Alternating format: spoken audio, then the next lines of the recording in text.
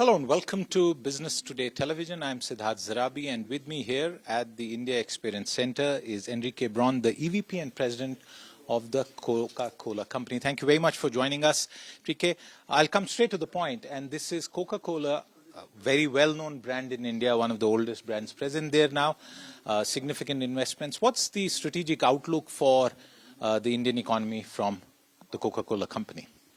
Well, thank you for having me. India is a great growth market for the Coca-Cola Company. It's actually, in volumetric terms, the fifth largest country in the whole Coca-Cola system. And it's a market that has been growing the last few years really in sync with the country. So it's really a story that goes in line with the investments that the government has been doing in infrastructure, not only in the physical space, on the digital as well. And we have also been enjoying the same ride over the last few years there. So it's an important market that will continue to grow as we look at in the future. What are the prospects for the Indian market in terms of the growth? As I understand, it's amongst the fastest, or is it the fastest growing market in market share terms for you? It's one of the fastest growing markets, but it's important to put in context as well. India also falls into what we call a developing market for us globally. So a market that the industry still has a long run to grow. So you compare to other developed markets, usually we look at that as being 1/3 of the developed markets is the developing market opportunity yet. So we see the industry as an opportunity to continue to expand, and within that industry, Coca-Cola also enjoying and capturing part of that growth as we move. So it's a dual speed, if you will, growth strategy in India these days for us. We call it the double engine in India, but in terms of your product portfolio, what is that particular segment which is exciting you the most within Indian consumption? As I was explaining, being a market that continues to be developed, we have growth in pretty much every category that we have been developing in India. So sparkling drinks continue to grow. As a matter of fact, last year we had the second $1 billion brand in India. Number one was Thumbs Up, and now we have Sprite. So that shows the potential of the market to continue to grow other $1 billion brands in revenue in that market. And when we look at also on other categories, you have brands like Limca, which is a typical brand from India that continues to grow in there, and will have an opportunity to continue to grow in the future. Maaza is one of my favorites as well, as you know, and continues also to have a good ride. So in a nutshell, really looking at every category having a growth path, different speeds, if you will, but a future growth definitely on every category that we're playing there, because it's a market that continues to be developed as we speak. Thumbs Up has great emotional connect and resonance, and if you were to look back, the decision to sort of bring back Thumbs Up to the forefront, paying off really well for the company. Is there outlook that you can share about Thumbs Up in specific? What are your expectations from that brand? What I can tell about Thumbs Up was an acquisition that really was strategic at the moment that we have made, and today complements the portfolio in a very nice way.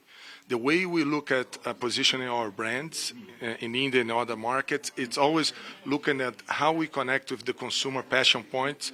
And Thumbs Up in India has a direct correlation with meals. There isn't a campaign going on, biryani and Thumbs Up. That's a perfect match.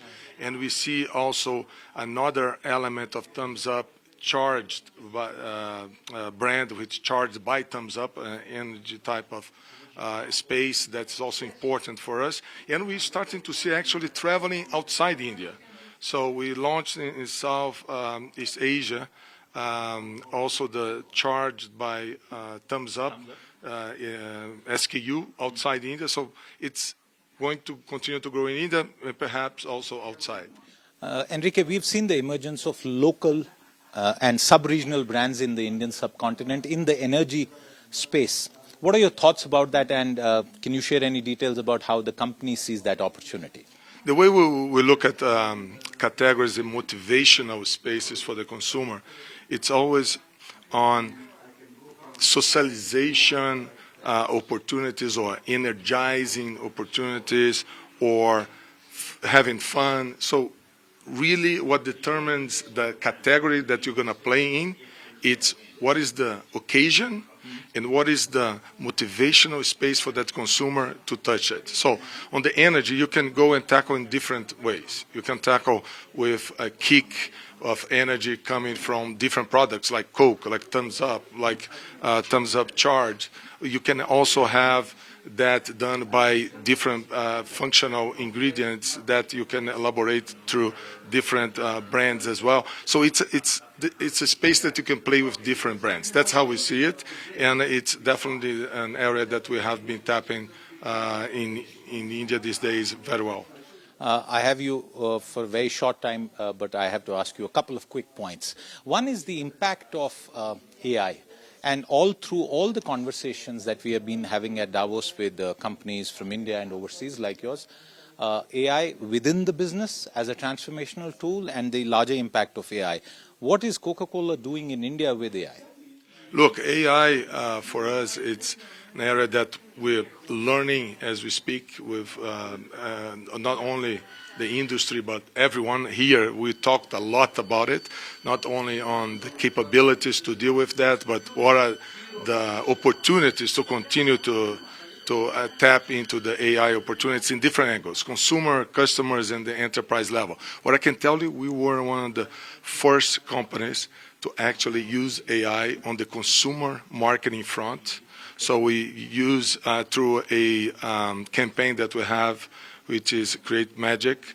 And in that campaign, we actually had AI being sourced for the consumers and lovers of the brand to express their creativity using information from our archives and really customizing their way of how they would see the brand and how these would express the love for the brand. We actually used that to expose in New York at the Times Square and on Piccadilly Circus. It was a tremendous buzz success all over the world. So in India, what we have been doing as well, it's connecting AI and the 360 marketing digital campaign embedded into the consumer passion points. So we have a campaign that we ran last year that we probably have seen, which is the Stomp camera on the cricket, that we had the 360 digital campaign that you could actually not only engage with the game, but the brand in a very unique way.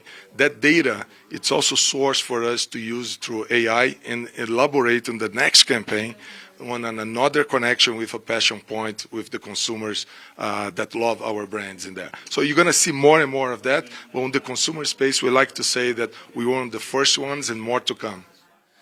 Will there be more to come for Coke Studio? Because even those who don't have Coke or Diet Coke or any of your products, I can guarantee you that millions of Indians have loved that. What's the future of Coke Studio? Oh my God, you touched upon that. Everyone went crazy. We're going to go for the third phase of Coke Studio in India. The first two was big success. We had other markets in the world that also benefited from that. But this connects with what I was saying before.